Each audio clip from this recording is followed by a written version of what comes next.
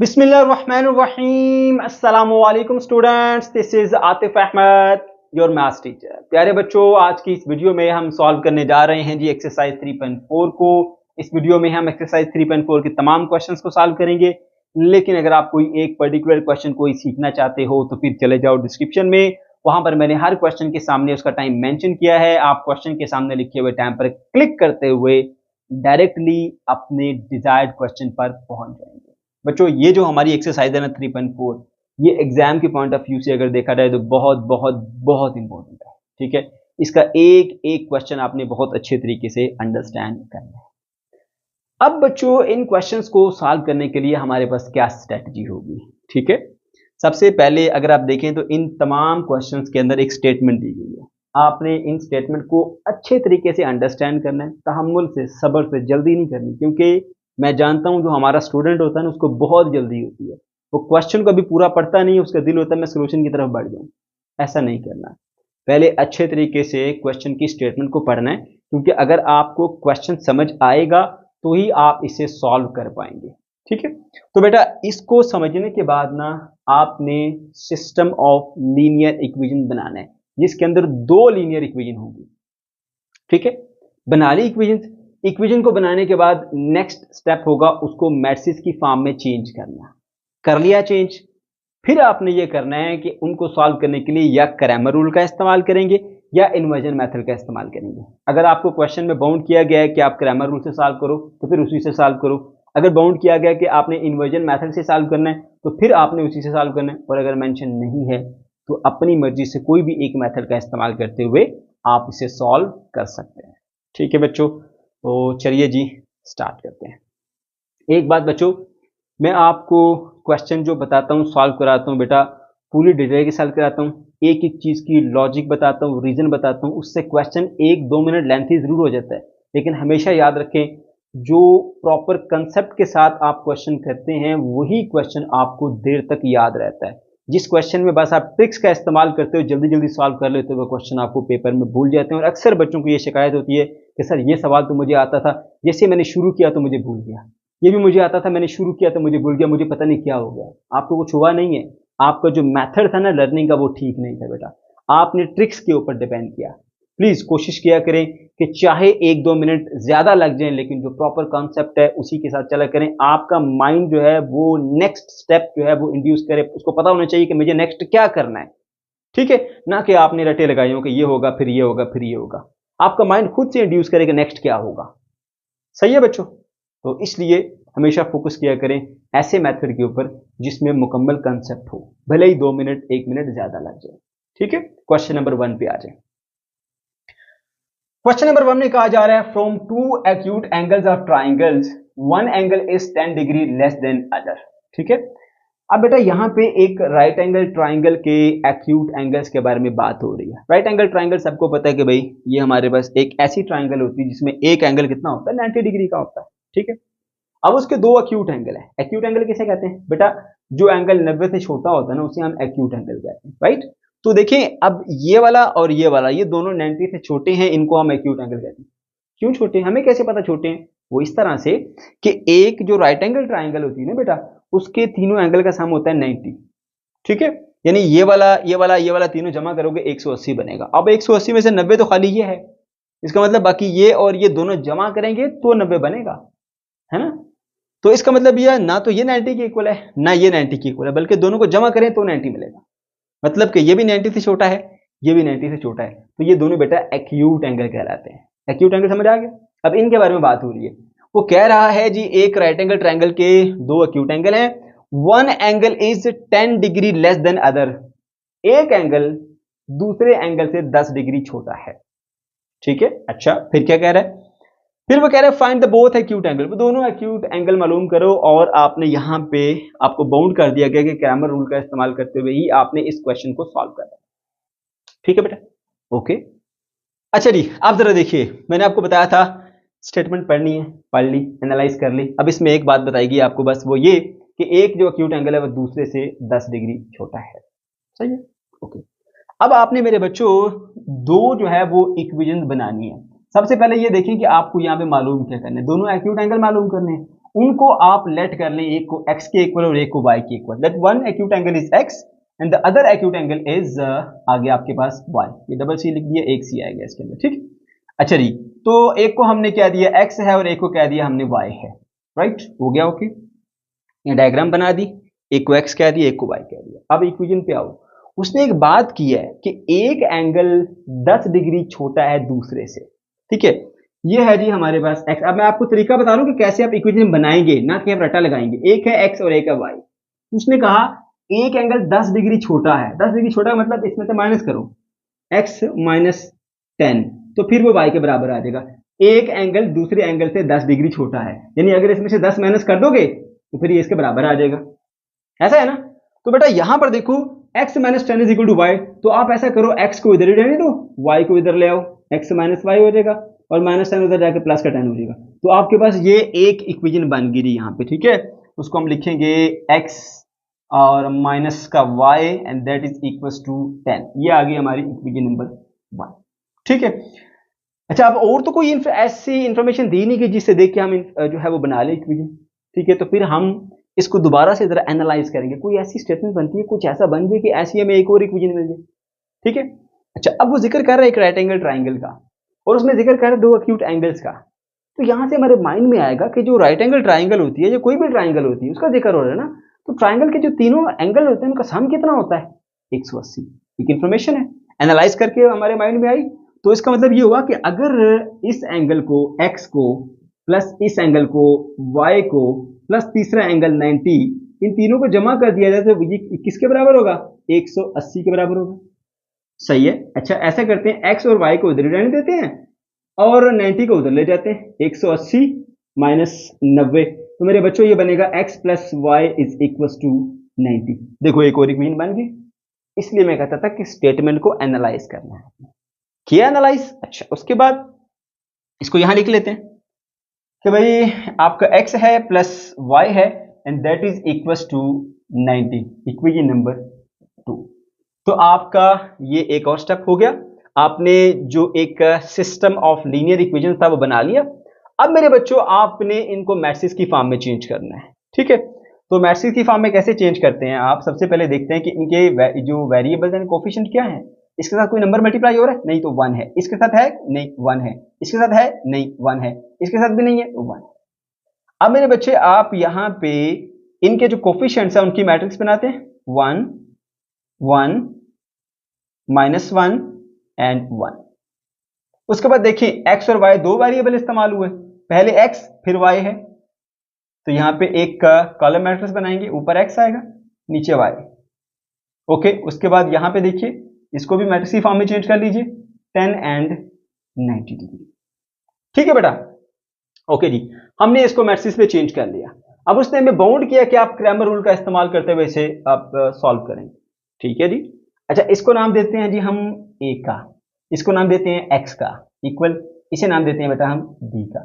अब यहां पे जो हमारी a मैट्रिक्स है ना वो कौन सी है, a is equal to this 1 -1 1 और ये 1, ठीक है। ये है हमारे पास ए मैट्रिक्स। अब मेरे बेटे हमने इस पे क्रैमर रूल लगाना है। क्रैमर रूल के बेटा सीधे सीधे से दो फार्मूले होते हैं। वो फार्मूले क्या है कि जो x है ना, x आपके पास वो बराबर होता है determinant of ax divided by determinant of a, और जो y होता है बेटा वो बराबर होता है determinant of ay bye determinant of a। ये दो फार्मूले हैं। अब इसके अंदर तीन चीजें मेरे बच्चों, एक determinant of a, determinant of ax and determinant of ay। ये तीन चीजें बेटा आपने पहले मालूम करनी है, फिर इन फार्मूले के अंदर पुट करेंगे तो हमें आंसर्स मिल जाएंगे, राइट, ओके जी। तो अभी हम पहले वो मालूम कर लेते हैं। पहले आ जाते हैं डिटर्मिनेंट ऑफ a के ऊपर, ठीक है। डिटर्मिनेंट ऑफ a हमें किसके इक्वल मिलेगा, देखो जरा, ये देखो मेरे बच्चों, ये है आपका 1 1 -1 और 1, लिखेंगे 1 1 -1 एंड 1, ठीक है। सॉल्व कर लेते हैं इसे, ये देखें 1 1 -1 और 1, मैंने a को वहां पे लिख दिया, दोनों तरफ डिटर्मिनेंट लिया हमने। अब डिटर्मिनेंट कैसे सॉल्व करते हैं, इसको इससे मल्टीप्लाई करते हैं, ऐसे 1 × 1 इज 1, ओके। फॉर्मूले का माइनस आता है, फिर आप इसको इससे मल्टीप्लाई करते हैं, 1 × -1 इज -1, ठीक है मेरे बच्चे। अच्छा, अब इसे मजीद हम सॉल्व करते हैं इक्वल, 1 माइनस माइनस क्या हो जाएगा plus, 1 plus 1 and that is equal to 2। तो आपके पास एक आंसर आ गया बेटा, वो क्या है जी कि determinant of A is equal to 2। Okay, अब दूसरी चीज जो है वो यहाँ पे ए एक्स और ए वाई चाहिए, ठीक है। तो ए एक्स के लिए क्या करते हैं बेटा हम, मैंने बताया था कि वो बेसिकली यही ए ही होता है, लेकिन जब हम ए एक्स की बात करते हैं ना, तो इसमें देखो ये जो पहली लाइन है ना, पहली लाइन ये एक्स वाली है, एक्स के कोफिशिएंट्स की है, ये दूसरी लाइन ये वाई के कोफिशिएंट की है। जब आप ए एक्स की बात करते हैं ना, तो ए एक्स में फिर एक्स वाली लाइन नहीं आएगी, ये वाला कॉलम नहीं आएगा, उसको आप रिप्लेस कर देते हो इसके साथ, ठीक है। तो एक्स वाली की जगह पे आपके पास ये पहली लाइन एक्स वाली है ना, उसकी जगह पे ये आएगा बेटा आपके पास 10 एंड 90, ठीक है। और y वाले जो है वो अपनी जगह पे रहेंगे -1 और 1, -1 एंड 1। फिर से देख लो बेटा, ये x वाला कॉलम, ये y वाला कॉलम है, ये देख सकते हैं x वाला और ये y वाला। ax में a वाला x वाला कॉलम नहीं आएगा, उसकी जगह पे ये वाला डाल देते हैं, बस इतना सा काम है। अब आगे डिटर्मिनेंट आपने मालूम करना है, इसको इससे मल्टीप्लाई कीजिए, 10 इंटू 1 इज 10, ओके, माइनस, अब आप इसको इससे मल्टीप्लाई कीजिए, -1 इंटू 90 क्या होगा, माइनस का 90, ठीक है बेटा जी। ओके, फर्दर सॉल्व करते हैं इसे, 10 माइनस माइनस क्या हो जाएगा प्लस, ठीक है, और मेरे बच्चे ये बन जाएगा आपके पास 90, तो कितना बनेगा 10 प्लस 90, 100, समझ गए। तो ये भी हमने सॉल्व कर लिया। तीसरी चीज है बेटा ए वाई, तो ए वाई के लिए पहले इसको मैं यहाँ लिख देता हूँ जी, ए एक्स की वैल्यू आपके पास आ गई है कितनी, 100, ये दूसरी वैल्यू आई। अब तीसरी वैल्यू बेटा आपके पास ए वाई की है, ए वाई भी आपको ए से ही मिलेगा। अब ये वाली जो है ये एक्स वाली लाइन है और ये वाई वाली लाइन है ना, बताया था ना आपको, ये एक्स वाली है और ये वाई वाली लाइन है। जब आप ए वाई पे आएंगे ना, तो फिर वाई वाली लाइन आप नहीं लिखेंगे इसके अंदर, उसकी जगह पे आप लिखोगे ये वाला जो एक्स्ट्रा था 10 और 90 वाला कॉलम, वो यहाँ लिखोगे 10 एंड 90, और एक्स वाला उसी तरह से आएगा 1 एंड 1। अब इसे सॉल्व कर लो, इसको पहले इससे मल्टीप्लाई करते हैं, 1 इंटू 90 इज 90, और माइनस यहाँ पे देखिए 1 इंटू 10 इज 10, तो ये बेटा बन जाएगा आपके पास 90 minus 10 which is equal to 80, ठीक है। तो इस तरह से आपके पास जो ए वाई है उसकी वैल्यू भी आ गई बेटा, वो आपके पास है 80 के बराबर, ठीक हो गया। इसको भी मैं ऐसे स्टार के साथ मेंशन कर देता हूँ, बस आप तीनों चीजें आ गई हैं, ये फार्मूले पड़े हैं बेटा, इनके अंदर पुट करेंगे तो हमें आंसर्स मिल जाएंगे। x is equal to A X by A determinant, तो ए एक्स की वैल्यू कितनी थी बेटा आपके पास, ए एक्स की वैल्यू है जी आपके पास 100, ए की वैल्यू कितनी है, डिटर्मिनेंट ऑफ ए की 2, तो जवाब आएगा 50, ठीक है। फिर इसी तरह से y, उसमें क्या होगा, A Y divided by determinant of A. अब बेटा ए वाई किसके बराबर है, ए वाई बराबर है आपके पास 80 के, ये आ गया 80, और डिटर्मिनेंट ऑफ ए किसके बराबर है जी 2 के, डिवाइड करेंगे मिलेगा जवाब 40। तो देखो बेटा आपके पास दो जवाब आ गए, x जो है वो इक्वल्स टू आ गया 50, और जो y है बेटा वो इक्वल्स टू आ गया 40, ठीक है। तो आप देख सकते हैं कि ये दोनों हमारे पास 90 से छोटे हैं, यानी एक्यूट एंगल भी है, और अगर इन दोनों का आप फर्क भी चेक करो ना बेटा, तो एक दूसरे से जो है वो 10 डिग्री छोटा है। ये देखिए, ये जो y वाला है ये इससे 10 डिग्री छोटा है, समझ गए बेटा। ओके, क्वेश्चन नंबर 2 पर आ जाइए बच्चों। क्वेश्चन नंबर 2 में कहा जा रहा है, in a quiz Abdullah correctly replies 15 out of 20 question. एक क्विज के अंदर अब्दुल्ला ने 20 में से 15 सवालों का सही जवाब दिया, from literature and science, literature में से और साइंस में से, यानी दो सब्जेक्ट में से क्वेश्चन पूछे गए, टोटल 20 सवाल पूछे गए, उसमें से 15 सवालों का उसने सही जवाब दिया, जो कि इन दोनों में से थे। अब कितने साइंस के थे कितने लिटरेचर के थे ये नहीं बताया गया, ठीक है। गेटिंग RS 125, और उसने 125 रुपए जो है वो हासिल किए इन क्वेश्चंस के सही रिप्लाई देकर। Okay, if every correct literature reply is credited RS 5, अगर आप एक सही सवाल का जवाब देते हैं जो लिटरेचर से ताल्लुक रखता है तो आपको 5 रुपए मिलते हैं। And every correct science reply is credited RS 10, और अगर साइंस के सवाल का सही जवाब दोगे तो आपको 10 रुपए मिलेंगे, ठीक है। Then find the number of correct replies of literature and science separately. अब इसने 125 रुपए कमाए हैं, ठीक है, इन 15 सवालों का सही जवाब देके वो कह रहा है अब आप ये बताओ कि इसमें से कितने सही जवाब दिए इसने लिटरेचर के और कितने सही जवाब दिए इसने साइंस के। अब बच्चों ये क्वेश्चन देख के लगता है जैसे कोई बड़ा ही मुश्किल क्वेश्चन है। देखिए कैसे आपके लिए मैं हलवा बनाता हूं इसे। ठीक है, देखो बेटा सबसे पहले आप ये देखो, उसने कहा कि अब्दुल्ला ने क्विज में से 15 सही सवालों का जवाब दिए। टोटल सवाल कितने हो गए? 15, जो उसने सही जवाब दिए उसमें से कुछ लिटरेचर के हैं और कुछ साइंस के हैं। ठीक हो गया। अच्छा, तो यहां पे सबसे पहले हम डाटा नोट करते हैं और हमसे जो पूछा गया था क्वेश्चन के अंदर बेटा वो ये पूछा गया था कि आपने बताना कि इसमें से लिटरेचर के कितने उसने सही जवाब दिए और साइंस के कितने सही जवाब दिए। टोटल 15 थे ना इसमें से, सही है। तो हम उन्हीं को सपोज कर लेते हैं। सबसे पहले लिखेंगे number of correct literature reply. जो लिटरेचर में उसने सही जवाब दिए हमें नहीं पता कितने थे, हम उसको एक्स सपोज कर लेते हैं। हमसे पूछा भी यही जा रहा है ना, इसकी वैल्यू मालूम करनी। अच्छा, number of correct science replies कितने हैं जी? वाई। हम कह देते हैं जी वाई। ठीक है बेटा, ये दो चीजें हैं, एक को हमने एक्स बोल दिया, एक को हमने वाई बोल दिया, जिनको हमने मालूम करना था। इतना कर लिया। अच्छा, अब उसके बाद बेटा वो कह रहे हैं कि इससे इसने जो पैसे कमाए हैं टोटल वो 125 कमाए हैं और अगर आप एक सही जवाब देते हो इसका लिटरेचर का तो आपको 5 रुपए मिलते हैं। अब देखो हमने ये कहा कि लिटरेचर के फर्ज कर लें कि इसने जो टोटल सही जवाब दिए वो एक्स है, पता जो नहीं है हमें कितने हैं तो हमने एक्स सपोज कर लिया। अब एक अगर सही जवाब देता है तो 5 रुपए मिलते हैं, तो अगर x सही जवाब देगा तो कितने पैसे मिलेंगे इसको? 5x। ठीक है, अच्छा ओके। फिर दूसरी बात उसने कहा कि अगर साइंस का सही जवाब देगा तो 10 रुपए मिलेंगे। तो नोट कर लेते हैं कि अगर एक सही सवाल का जवाब दिया साइंस के तो 10 रुपए मिलेंगे। ओके हो गया। तो अगर ये सारे जितने मतलब वाई सवाल हैं साइंस के, जो हमने फर्ज किया कि वाई क्वेश्चन है, ठीक है, तो फिर वाई सवाल है तो उसको कितने रुपए मिलेंगे? y multiply by 10। ठीक है, बात समझ गए? तो ये 5x वो अमाउंट है जो इसने कमाएगी। कि कहां से कमाई? इसके लिटरेचर के आंसर से, ये रिप्लाई से। और ये 10y वो अमाउंट है जो इसने कमाई है साइंस से। ठीक है मेरे बच्चों, ओके। अब हमने सेपरेटली ये मालूम करना है कि कितने कितने इसने सही जवाब दिए। सही है। अब एक इंफॉर्मेशन यहीं से पता चल गई हमें कि टोटल जो सही जवाब दिए गए वो कितने हैं? 15। उसमें लिटरेचर के भी हैं और साइंस के भी हैं। एक को हमने एक्स सपोज किया सही जवाब और एक को वाई हमने सपोज किया। ठीक है, ये देख सकते हैं आप एक्स और वाई। ठीक है, तो यहां पर मैंने लिखा है टोटल रिप्लाईज है 15। तो इसमें आधे हैं हमारे पास किसके?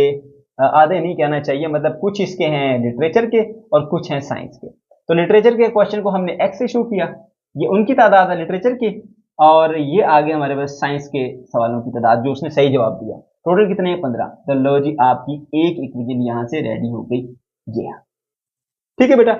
अच्छा, दूसरा जो इक्वेशन है वो यहां से बनाइए, इसकी अमाउंट वाली इक्वेशन। उसने कहा टोटल पैसे कमाए इसने 125। ठीक है, अब उसमें से कुछ उसने लिटरेचर से कमाए हैं और कुछ उसने कमाए हैं साइंस से। ठीक है, अब लिटरेचर के हमने सपोज किया एक्स सवालों का सही जवाब दिया और साइंस के वाई सवालों का सही जवाब दिया। इसके 5 रुपए मिलते हैं, इसके 10 रुपए मिलते हैं। इसको 5 से मल्टीप्लाई किया, इसको 10 से मल्टीप्लाई किया, तो दोनों से जो अमाउंट इसने अर्न की ना, ये वो टोटल अमाउंट है जो इसने अर्न की किससे? लिटरेचर वाले सवालों से। और ये वो टोटल अमाउंट है जो इसने अर्न की किससे बेटा? ये साइंस वाले सवालों के। अब इनको टोटल को जमा करेंगे तो 125 बनेगा जो उसकी टोटल अमाउंट है ना। तो दूसरी बेटा अमाउंट आपकी यहां से अमाउंट वाली इक्वेशन बनेगी। एक है जी आपके पास कितनी? 5x और दूसरी है 10y। तो लिख देंगे बेटा आप यहाँ पे 5x प्लस 10y और टोटल कितना हो गया? 125। लो जी आपकी दोनों इक्वेशन हो गई रेडी। ठीक है, तो इस तरह से बड़ी आसानी के साथ बेटा आपने इक्वेशन बना ली। एक आपने कहां से बनाई है? उनके नंबर ऑफ रिप्लाईज से, दूसरी अमाउंट ऑफ रिप्लाईज से। ठीक है, तो ये आपके पास दो इक्वेशन बन गई, देख सकते हैं। ये आ गया हमारे पास एक सेट ऑफ इक्वेशन। अब आप क्या करेंगे जी? यहां पे इनको लिख लीजिए, मैं लिखता हूं इसको। x plus y is equals to आ गया 15 के। ठीक है, और दूसरी है बेटा आपके पास 5x plus 10y is equals to 125 के। ठीक है, ये दोनों इक्वेशन आ गई। अब मसला आसान, सबसे पहले इसको मैट्रिक्स में चेंज कर लेते हैं। मैट्रिक्स में चेंज करने का क्या तरीका होगा बेटा? यहाँ पे इनके जो कोफिशिएंट्स हैं, कुछ भी नहीं है तो 1 होगा, कुछ भी नहीं है तो 1 होगा। उनकी मैट्रिक्स बना लीजिए 1 और ये 5 और ये 1 और ये 10 और ये ऐसे मैट्रिक्स को क्लोज कर लीजिए। उसके बाद बेटा कौन से वेरिएबल इस्तेमाल हुए? x और y। ठीक है, पहले x आया बाद में y, तो ऊपर x लिखो नीचे y लिखो और ये ब्रैकेट भी ऐसे क्लोज कर दो। उसके बाद यहां पर देखो क्या है जी आपके पास? 15 है और नीचे है 125। लो जी इसे भी क्लोज कर दीजिए। आपने मैट्रिक्स में चेंज कर दिया। अब उसने हमें यहाँ पे बाउंड नहीं किया, कि क्रैमर रूल यूज करो या इन्वर्जन मेथड, तो हम क्रैमर का इस्तेमाल कर लेते हैं क्योंकि वो ज्यादा आसान होता है। ठीक है, तो यहाँ से बेटा आपकी बस ये वाली मैट्रिक्स को हम ए कहते हैं, इसको एक्स कहते हैं, इक्वल इसको हम बी कहते हैं। तो ए वाली मैट्रिक्स को मैं यहाँ पे लिखता हूँ, A is equals to this matrix 1 1 5 and 10। ठीक है, अच्छा अब क्रैमर रूल में आपको पता है कि हम सबसे पहले क्या करते हैं, ए का डिटर्मिनेंट, ए एक्स का डिटर्मिनेंट और ए वाई का डिटर्मिनेंट निकालते हैं। ठीक है, तो हम यहां पे निकालते हैं बेटा जी ए का डिटर्मिनेंट, वो आ गया आपके पास 1 1 5 और 10। अब जरा कैलकुलेट कीजिए, सबसे पहले इसको इससे मल्टीप्लाई करते हैं, 1 इंटू 10 इज 10, फिर माइनस आएगा 5 1 दा 5, तो ये मिला बेटा आपको यहाँ पे आंसर 5 मिल गया। ठीक है, तो डिटर्मिनेंट आपने कैलकुलेट कर लिया, उसके बाद फिर आप ए एक्स का डिटर्मिनेंट निकालते हो, ए एक्स का डिटर्मिनेंट। ठीक है बेटा, तो ए एक्स का डिटर्मिनेंट कैसे निकलेगा बेटा, ये जो आपके पास ए वाली मैट्रिक्स है ना, इसमें ये पहला जो है ना वो आपके पास आता है एक्स वाला कॉलम, दूसरा आता है आपके पास वाई वाला कॉलम, ये हमेशा याद रखो। जब ए एक्स की बारी आएगी तो उसमें आप एक्स वाला कॉलम नहीं लिखेंगे, उसकी बजाय आप ये लिखेंगे। ठीक है, तो यहाँ पे मैं लिखूंगा 15 एंड 125, और y वाला कॉलम उसी तरह से आएगा जो कि है हमारे पास 1 एंड 10। ठीक है बेटा, अब देखो जी क्या करेंगे, मैं यहाँ पे 15 को 10 से मल्टीप्लाई करता हूँ तो 150 मिलेगा, बीच में फॉर्मूले का माइनस आता है, फिर आप इसको इससे मल्टीप्लाई करेंगे, 1 को 125 से मल्टीप्लाई किया तो 125 ही मिलेगा। तो बेटा अगर आप इन दोनों को माइनस करेंगे 150 में से 25 तो जवाब मिलेगा आपको 25। ठीक है बेटा, अब उसके बाद फिर आपने निकालना है ए वाई का डिटर्मिनेंट। ठीक है, ए वाई का डिटर्मिनेंट निकालना भी कोई मुश्किल काम नहीं बेटा, ये इसी ए में से बनता है, थोड़ी सी चेंजिंग आपको करनी पड़ेगी, वो क्या कि आप इसमें जो वाई वाली लाइन है ना वो आप नहीं लिखते, यानी ये एक्स वाला कॉलम है, ये वाई वाला कॉलम है। ठीक है, अब एक्स वाला अपनी जगह पे उसी तरह से आएगा, यहाँ पे ये 1 और 5 और वाई वाले कॉलम को आप नहीं लिखेंगे इसके अंदर, उसके बजाय आप ये वाला लिखते हो जी, ये क्या है 15 और नीचे है 125। ठीक है बेटा, अब आपने क्या करना है जी, इसको सॉल्व करना है, इसको इससे मल्टीप्लाई करो। ठीक है, ये है हमारे पास 1 इंटू 125, ये बनेगा 125, फिर माइनस आएगा और 15 5 6 क्या होता है हमारे पास 75 होता है, फिर भी चेक कर लेते हैं इसको जी, 15 मल्टीप्लाई बाय आ जाएगा आपके पास 5 तो 75 ही होता है। ठीक है, ये आ गया 75। ठीक है, अब 125 में से आपने माइनस करना है जी, तो आपके पास जवाब मिलेगा बेटे 50। ठीक है, ओके, अब जरा देखिए, ये आपके पास आ गया जी ए वाई का डिटर्मिनेंट, ये आपके पास आ गया ए एक्स का डिटर्मिनेंट और ये आ गया आपके पास ए का डिटर्मिनेंट। अब बेटा फार्मूले कौन से होते हैं क्रैमर रूल्स के, कि x इज इक्वल्स टू आएगा आपके पास ए एक्स का डिटर्मिनेंट डिवाइडेड बाय ए का डिटर्मिनेंट। तो आप यहाँ पे इसकी जगह पे वैल्यूज पुट करते जाएं। ए एक्स की वैल्यू क्या है बेटा, ए एक्स की वैल्यू आपके पास है 25, ये लिखिए 25 डिवाइडेड बाय ए की वैल्यू क्या है, डिटर्मिनेंट ऑफ ए की वैल्यू बेटा आपके पास 5 है, तो यहाँ लिख दीजिए 5, तो 5 5 25 होता है, 5 आंसर आ गया।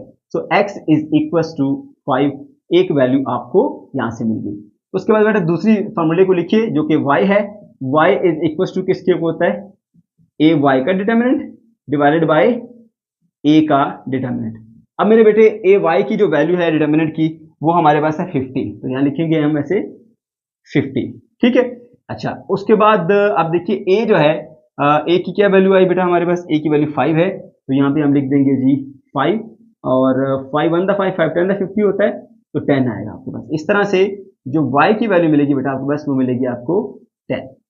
ठीक है, ओके, तो अब आप देख लीजिए कि हमने जो यहाँ पे सपोज किया था कि x क्या है, ये हमारे पास लिटरेचर वाले रिप्लाई है। ठीक है, तो आप लिख सकते हैं यहीं पे, मैं अब दोबारा नहीं लिखूंगा क्योंकि हमारा टाइम वेस्ट हो जाएगा। तो x की वैल्यू आपके पास कितनी आ गई मेरे बच्चे 5, तो 5 सवाल उसने सही जवाब दिए लिटरेचर के। ठीक है, और y की वैल्यू 10 है और y हमने सपोज किया था साइंस वाले क्वेश्चन को, तो वो उसने 10 सवाल सही जवाब दिए। अब आप देखो इसके बदले में इसको 10 रुपए मिलते हैं, इसके बदले में इसको कितने मिलते हैं 5 रुपए मिलते हैं। ठीक है, तो ये 10 जरा 10 100 बन जाएगा, ये 5 जरा 5 25, तो 125 पूरी हो जाएगी। ठीक है बेटा, क्वेश्चन नंबर 3 पर आ जाइए बच्चों। क्वेश्चन नंबर 3 में कहा जा रहा है if Asad bought 3 notebooks and 2 books paying Rs 600, अगर असद ने 3 नोटबुक्स परचेज की हैं और 2 बुक्स परचेज की हैं और 600 रुपए दिए, and Iman bought 4 notebooks and 1 book paying Rs 550, और ईमान ने 4 नोटबुक्स 1 बुक परचेज की है और पैसे दिए हैं 550 रुपए। ठीक है, find the cost of each book and notebook. अब हर बुक की और नोटबुक की जो कॉस्ट है वो मालूम कीजिए। ठीक है बेटा, तो जो चीजें आपसे पूछी जा रही हैं सबसे पहले उन्हीं को आप लेट कर लीजिए। Let cost of the notebook is x and cost of the book is y। ठीक है बेटा, अब आपने इसी स्टेटमेंट को एनालाइज करते हुए इक्वेशन बना लेनी है। अब सबसे पहले बात कर लेते हैं असद की। असद ने जो 3 बुक्स परचेज की हैं और 3 नोटबुक परचेज की हैं और 2 बुक परचेज की हैं, टोटल इसके कितने बने 600 रुपए। ठीक है, तो यहाँ पे मैंने लिखा है amount of 3 notebook and 2 books कितनी है 600। सही है, हमने नोट किया है यहाँ पे लेट किया है कि जो आपके पास नोटबुक है उसकी कॉस्ट है x रुपीज। अगर उसने 3 नोटबुक परचेज की हैं तो उनकी कॉस्ट बनती है बेटा 3x, 3 मल्टीप्लाई बाय x। अब सिर्फ यही परचेज नहीं की, 2 बुक भी परचेज की हैं प्लस, अब देखो 2 बुक्स हैं, एक बुक की हमने सपोज किया प्राइस वो y है, तो 2 बुक्स हैं तो क्या बन जाएगा 2y। तो इस नोटबुक की प्राइस प्लस इन बुक्स की प्राइस टोटल कितनी बन जाएगी जो उसने पे किया जी 600। ये आपके पास इक्वेशन बना ली, कितनी आसानी से इक्वेशन बना ली। दूसरी बात आ जाए जी, amount of 4 notebooks and 1 book is 550। Iman ने जो परचेज की, 4 हमारे पास नोटबुक्स थी, एक नोटबुक को हमने उसकी प्राइस को सपोज किया x है, तो 4 नोटबुक की प्राइस कितनी हो जाएगी 4x, प्लस उसने बुक भी परचेज की है, तो एक बुक की जो प्राइस है वो हमने सपोज किया जी y है। ठीक है, तो एक ही बुक परचेज किया 1y, that is equal to 550। ठीक है, ये आपके पास आगे बेटा दूसरी इक्वेशन। ओके, अब क्या करना है आपने, इन दोनों इक्वेशन को यहाँ पे इकट्ठा लिख लेते हैं एक बार। ठीक है, 3x plus 2y is equal to 600 और 4x plus 1y is equal to 550। अब इनको मैट्रिक्स के अंदर चेंज कर लेते हैं। इनके कोफिशिएंट लिखिए 3, 4, 2, 1। उसके बाद वेरिएबल x और y इस्तेमाल हुआ, पहले x बाद में y, तो ऊपर x और नीचे y आएगा। ओके, उसके बाद यहाँ देखिए यह है आपके पास 600 और नीचे है आपके पास 550। ठीक है, ये आपने नोट कर लिया। ये आ गया मैट्रिक्स की फॉर्म में। अब क्वेश्चन में आपको बाउंड किया गया है कि आपने इसे क्रैमर रूल से ही सॉल्व करना है। मैंने यहाँ पर मेंशन नहीं किया बट बुक के अंदर अगर आप देखें तो लिखा हुआ है। ठीक है बेटा, ओके, तो क्रैमर रूल के जो फार्मूले हैं मैं पहले यहाँ पर लिख देता हूँ। क्रैमर रूल के फार्मूले ये हैं कि x की वैल्यू निकालनी है तो उसका फार्मूला है यहाँ पे ax का डिटर्मिनेंट डिवाइडेड बाय a का डिटर्मिनेंट। y की वैल्यू जानना चाहते हो उसके लिए फार्मूला है ay का डिटर्मिनेंट डिवाइडेड बाय a का डिटर्मिनेंट। अब आपको क्या क्या चीज चाहिए, a डिटर्मिनेंट चाहिए, ay का डिटर्मिनेंट चाहिए और ax का डिटर्मिनेंट चाहिए। अभी निकाल लेते हैं। तो बेटा जी ये जो हमारी मैट्रिक्स है इसको हम a कहते हैं, ये x है और इसको हम कहते हैं b। ठीक है, इस तरह से जो हमारी a मैट्रिक्स बनती है वो बन जाती है बेटा आपके पास 3, 4, 2 और 1 के। ठीक है, अभी हम इसका डिटर्मिनेंट लेते हैं। सबसे पहले आ गया a का डिटर्मिनेंट। ओके, a डिटर्मिनेंट किसके इक्वल होगा अभी चेक कर लेते हैं। ये देखो बेटा 3, 2, 4, 1, तो लिखेंगे 3, 2, 4 और ये 1 आ गया। ठीक है, 3, 2, 4, 1। अब इसको कैसे हम सॉल्व करते हैं बेटा, आपको तरीका पता है। इसको हम इससे मल्टीप्लाई करते हैं, 3 1 दा 3, फिर माइनस आता है, फिर इसको इससे 4 2 दा 8, तो बनता है माइनस का 5। ओके हो गया। इसी तरह बेटा आपने फिर ax का और ay का डिटर्मिनेंट निकालना है। पहले ax पे आ जाइए। ax में क्या होगा बेटा, बात ध्यान से सुनिएगा। ये वाला जो कॉलम है वो x से बना है, x के कोफिशिएंट पर मुश्तमिल है, ये वाला y के कोफिशिएंट पर मुश्तमिल है, ये आप देख सकते हैं। ठीक है, 3 और 4 x वाला है, 2 और 1 y वाला है। ओके, जब आप ax की बात करेंगे ना बेटा तो उसमें ये x वाला कॉलम आप नहीं लिखते, y वाला लिखेंगे 2 और 1, और x की जगह पे बेटा आप ये वाला कॉलम लिखते जो एक्स्ट्रा है 600 और 550 वाला। ये आ गया 600 और ये आ गया 550 वाला। अब क्या करेंगे, इसको इससे मल्टीप्लाई करते हो, 600 को 1 से मल्टीप्लाई किया 600, फिर माइनस आएगा फॉर्मूले का, और इसको इससे मल्टीप्लाई करें, 500 को 2 से मल्टीप्लाई करें तो 1000 बनता है, 550 को करोगे तो क्या बनेगा आपके पास 1100। ठीक है, ये 1100 बन गया, समझ गए। ओके, अब क्या करोगे जी, यहाँ पे अब 1100 माइनस का है, 600 जो है आपके पास प्लस का है, और आपको पता है 6 और 5 11 होते हैं ना, तो इनको माइनस करने से मिलेगा माइनस का 500। ठीक है, ये आ गया आपके पास ax की वैल्यू। उसके बाद फिर आइए बेटा ay की वैल्यू के ऊपर। ay का डिटर्मिनेंट इज इक्वल टू, वो भी इसी से आएगा। ठीक है, अब ये x वाला कॉलम होता है, ये y वाला कॉलम होता है। ay में हम y वाला कॉलम नहीं लिखते, उसकी जगह पे हम ये लिखेंगे, तो x वाला अपनी जगह पे रहेगा 3 और 4, और y वाले की जगह पे लिखेंगे बेटा हम यहाँ पे 600 और यहाँ पे लिखेंगे 550। अब इनको जरा मल्टीप्लाई कर लीजिए इसको इससे, ठीक है। 550 को हम मल्टीप्लाई करेंगे 3 से, ठीक है। 550 मल्टीप्लाई बाय 3 तो मिलेगा 1650। 1650 माइनस इसको मल्टीप्लाई कीजिए 600 × 4, 6 × 24, 2400, ठीक है। तो माइनस 2400 कर लेते हैं तो माइनस 750 मिलेगा आपको, माइनस 750 मिल गया, ठीक है बेटा। तो ये दो वैल्यूज बेटा आपके पास आ चुकी हैं। अब आपके पास जो भी वैल्यूज हैं इस फॉर्मूले में पुट कर देते हैं। यहीं पे देखिए इधर ही मैं पुट कर देता हूँ। ए एक्स की वैल्यू क्या आई है? ए एक्स की वैल्यू बेटा आपके पास है माइनस का 500, माइनस 500, ओके। और डिवाइडेड बाय ए की वैल्यू है माइनस का 5, ये देख लीजिए। इसी तरह से यहां वैल्यूज पुट कर देते हैं। ए वाई की वैल्यू कितनी है? ये माइनस 750, माइनस 750 डिवाइडेड बाय ए की वैल्यू कितनी है? माइनस का 5। तो माइनस माइनस से क्या? माइनस माइनस से क्या? और ये बन जाएगा बेटा आपके पास प्लस का 100। इसको चेक करने के लिए 5 से डिवाइड कर लेते हैं। 750 डिवाइडेड बाय 5, 150, 150। तो इस तरह से मेरे बच्चे x की वैल्यू आ गई 100, जो कि हमारे पास जो है वो नोटबुक की प्राइस थी। तो यहाँ पे लिखेंगे जी हम, नोटबुक इज इक्वल टू आ गया 100, और जो बुक थी वो आ गया आपके पास 150 की, ठीक है।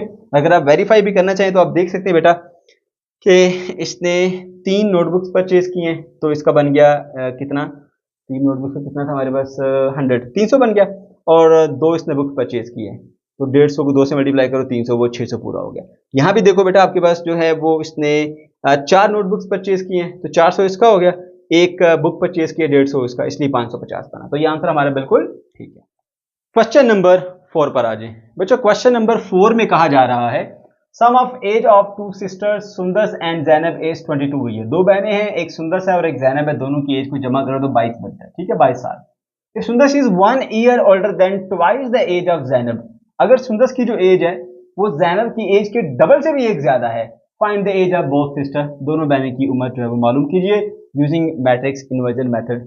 और यहाँ पे आपने जो मेथड इस्तेमाल करना है बेटा वो इन्वर्जन मेथड है, राइट, ओके। सबसे पहला स्टेप, जो 2 चीजें पूछी जा रही हैं वही लेट कर लो। Let the age of Sundas is x, let the age of Zainab is y, okay. आप क्वेश्चन को एनालाइज करते हुए बेटा 2 इक्वेशन बनाओ। उसने खुद बोला यहाँ पे कि दोनों की एज को जमा करो तो 22 बनता है। एक की एज को हमने बोला x, दूसरे की एज को बोला y, इसका मतलब है x प्लस y करेंगे तो 22 मिलेगा। यहाँ पर मैंने मेंशन किया sum of age is equal to 22। ये इसलिए लिखता हूं ताकि आपको पता हो कि किस तरह से हम स्टेटमेंट से निकाल के यहाँ इक्वेशन बनाते हैं, ओके। तो एक बहन की एज है x और दूसरी बहन की एज है y, जमा करोगे तो बनेगा 22, ये आपकी पहली इक्वेशन है, ओके।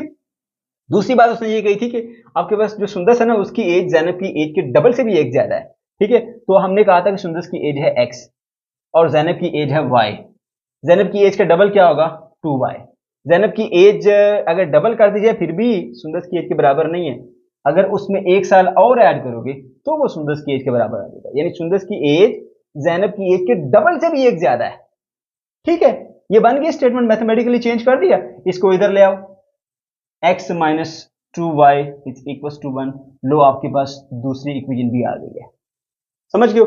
अच्छा, अब इन दोनों इक्वेशन को यहाँ पे इकट्ठा करके लिखता हूं, x plus y is equal to 22 और x minus 2y is equal to आ गया 1 के।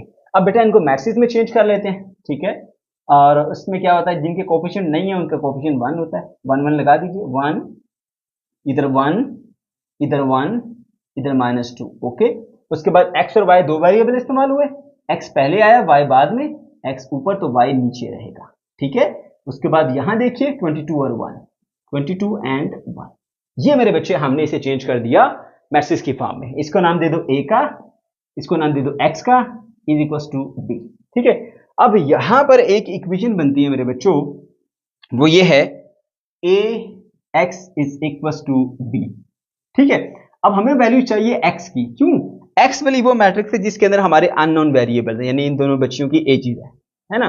तो इसकी वैल्यू हमें चाहिए, a साथ में मल्टीप्लाई और नहीं चाहिए, इसको उधर ले जाओ, x इधर ही रहेगा और a उधर जाके इनवर्स हो जाएगा, ठीक है, साथ में b रहेगा, क्लियर हुई बात?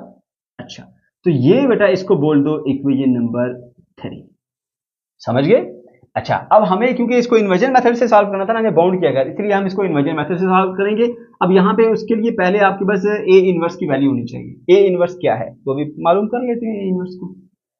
ए inverse is equal to what? Okay, we know that A inverse बराबर होता है adjoint of A divided by determinant of A. इसको बोल दो इक्वेशन नंबर 4। ठीक है।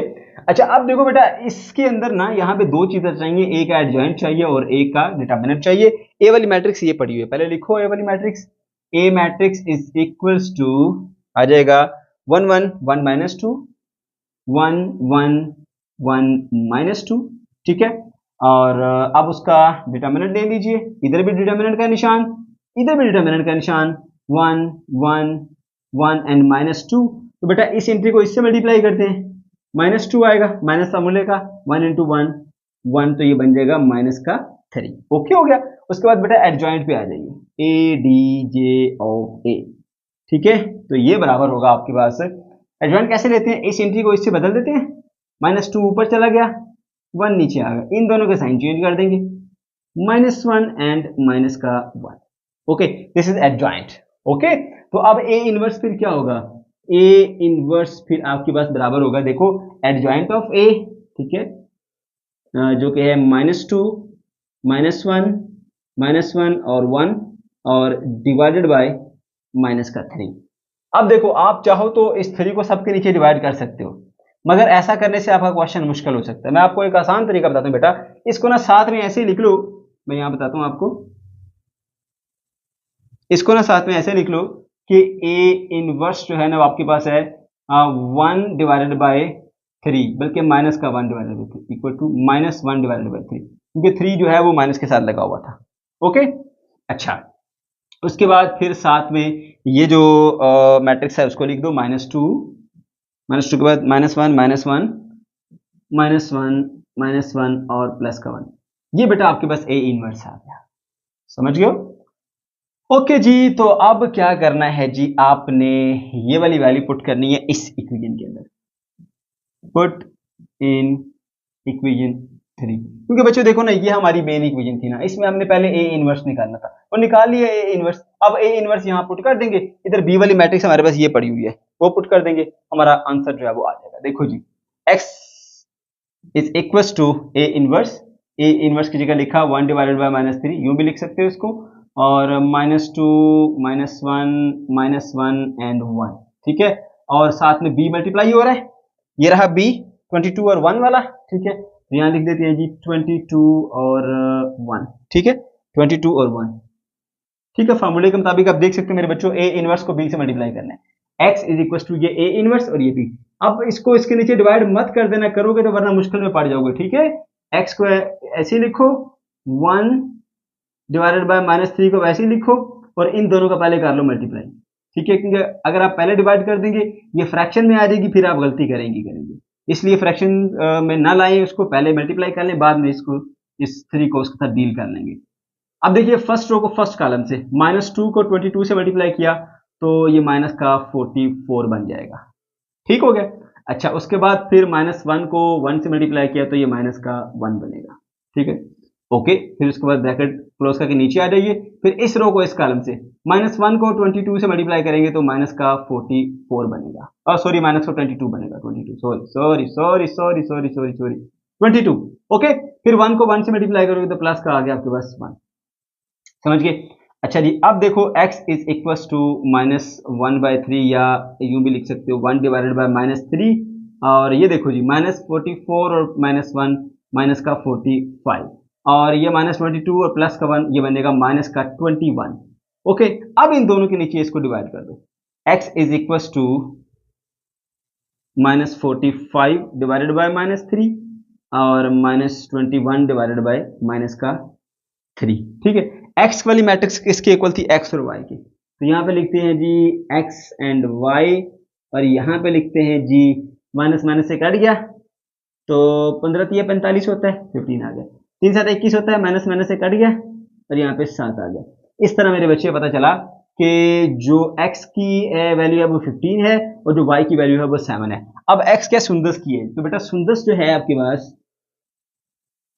सुंदर, बल्कि मैं पहले वैल्यू लिख लेता हूँ यार, x इज इक्वल टू 15 आएगा और y इज इक्वल टू 7 आएगा। असल में हमने दोनों को कंपेयर किया है, पहले एंट्री को इसकी ये वाली एंट्री इस वाली एंट्री की इक्वल होगी, इसकी ये वाली एंट्री इस वाली एंट्री की इक्वल होगी। इक्वल मैट्रिसेस हैं, ऑर्डर भी इक्वल है, इसलिए कॉरेस्पॉन्डिंग एंट्रीज बराबर होती है। सुंदर की एज मेरे बच्चों आपके पास आएगी जी 15 साल, और जो जैनब है उसकी एज आएगी आपके पास 7 साल। और जो कंडीशन उसने बताई थी कि सुंदर की एज जैनब की एज के डबल से भी एक ज्यादा, तो देख लो 7 का डबल 14 होता है, उसमें एक ऐड करो 15, तब सुंदर की एज बनेगी। तो ये हमारा आंसर बिल्कुल दुरुस्त है। क्वेश्चन नंबर 5 पर आ जाए बच्चों। क्वेश्चन नंबर 5 में कहा जा रहा है two trucks have the capacities of 10 tonne and 12 tonne. दो ट्रक हैं, उनकी कैपेसिटी अलग अलग है, एक की कैपेसिटी है 10 टन और दूसरे की कैपेसिटी बेटा 12 tonne. They made the total 20 round trips to haul 226 tonne of the sand to the community park. उन्होंने 20 चक्कर लगाए दोनों ने मिलके, ठीक है, और कम्युनिटी पार्क के अंदर 226 टन रेत पहुंचाई। Okay, how many round trips did each truck made. इन दोनों ट्रकों ने कितने कितने चक्कर लगाए होंगे, ठीक है। दो ट्रक की कैपेसिटी बता देगी 10 टन 12 टन, दोनों ने मिलकर 20 चक्कर लगाए और 226 टन की रेत ट्रांसफर की है, कितने कितने चक्कर लगाए। पहली बात, जो चीज पूछी जा रही है वही लेट कर लो। Round trip by 10 ton truck, यानी 10 टन वाला जो ट्रक है उसमें जो चक्कर लगाए नहीं पता, एक्स कह दिया। Okay, round trip by the 12 tonne truck, 12 tonne वाला जो ट्रक है उसने कितने चक्कर लगाए उसको वाई कह लीजिए, ठीक है, दोनों चीजें लेट कर लें। अच्छा, अब इन दोनों ने मिलकर जो रेट ट्रांसफर की है बेटा वो 226 टन है। तो इन्होंने एक एक ने कितनी रेट ट्रांसफर की होगी, देखो। अब जो ये वाला है पहला 10 टन वाला, उसने एक्स चक्कर काटे हैं, ठीक है, और एक चक्कर में वो 10 टन पहुंचाता है। अगर 2 हुए तो 2 से मल्टीप्लाई कर दो, 20, 3 हुए तो 3 से मल्टीप्लाई कर दो। अब एक्स चक्कर काटे हैं तो एक्स को 10 से मल्टीप्लाई करोगे तो 10x इतनी जो सैंड है, ठीक है, इतने टन सैंड उसने आगे पहुंचाई है, ठीक है। अब दूसरा जो है उसकी कैपेसिटी है 12 टन, उसने चक्कर लगाए वाई, एक चक्कर उसका जो है सॉरी जो नंबर ऑफ चक्कर है उसको वाई बोला हमने, और एक चक्कर में 12 टन जाती है। तो टोटल इसने जो ट्रांसफर की वो 12 को वाई से मल्टीप्लाई कर दें तो 12 वाई टन जो है वो आपके पास इसकी सैंड आ गई है। जो इसने ट्रांसफर की वो 10x है टन में, और जो इसने ट्रांसफर की बेटा वो 12 वाई है टन में। समझ गए?